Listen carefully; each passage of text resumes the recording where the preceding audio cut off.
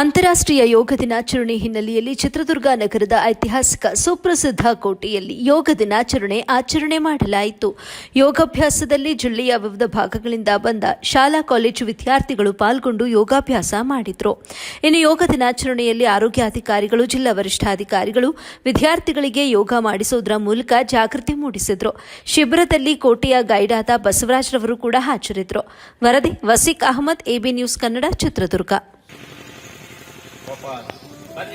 ಸ್ವಲ್ಪ ಮಸಾಜ್ ಮಾಡ್ಕೊಳ್ಳಿ.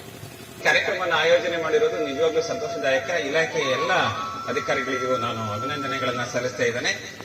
ಈ ದಿನದ ಈ ಕಾರ್ಯಕ್ರಮವನ್ನ ಆರಂಭ ಮಾಡೋಣ. ಬನ್ನಿ, ಎಲ್ಲರೂ ನೇರವಾಗಿ ನಿಂತ್ಕೊಂಡು